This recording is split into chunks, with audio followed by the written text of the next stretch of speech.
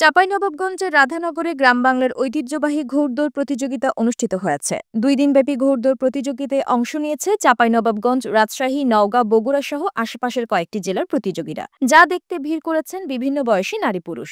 হারিয়ে যেতে বসা ঘোড়দৌড় দেখতে গিয়ে মাঠে তৈরি হয় উৎসবের আমেজ। শুক্রবার 27 ডিসেম্বর সকালে 2 দিনব্যাপী প্রতিযোগিতা শুরু হয়। খানপাড়া স্পোর্টিং ক্লাব এই প্রতিযোগিতার আয়োজন করেছে। খেলা শুরু হলে মাঠের চারদিকে হাজারো দর্শকের উচ্ছ্বসিত আনন্দ ছড়িয়ে পড়ে। দর্শকের মুহুর্মুহু করতালি আর চিৎকারে অন্যরকম আনন্দ বয়ে যায়। শিশু, যুবক, বৃদ্ধ সহ খেলা উপভোগ করেন সকল বয়সী নারীরাও। এই যেন চিরায়ত বাঙালি চিরচেনা মিলন মেলা। এদিকে ঘোড়দৌড় দেখতে দূর দূরান্ত থেকে সব বয়সের হাজার হাজার মানুষ আসেন। দূর দূরান্তের আত্মীয় স্বজনেরা বেড়াতে আসেন খানপাড়া এবং এর আশেপাশের গ্রামে। এলাকা জুড়ে আনন্দ ও উৎসবে মেতে ওঠে খেলাপ্রেমীরাও। ঘোড়দৌড় প্রতিযোগিতাকে ঘিরে মাঠে বসে গ্রামীণ মেলা। নানা পণ্য সামগ্রীর দোকান বসে মেলায়। মিষ্টান্ন আর বাহারি সব খাবারের পসরা বসে ধান তুলে নেয়ার পর পতিত জমিতে প্রতিযোগিতা হওয়ায় মাঠের চারদিক। স্থানীয়রা জানিয়েছেন, গত কয়েক বছর ধরে এই ঘোড়দৌড় প্রতিযোগিতা হচ্ছে এখানে। এই আয়োজনকে ঘিরে এলাকায় একটি উৎসব তৈরি হয়। অনেকেই দূর দূরান্ত থেকে এখানকার আত্মীয় স্বজনদের বাড়িতে বেড়াতে আসেন।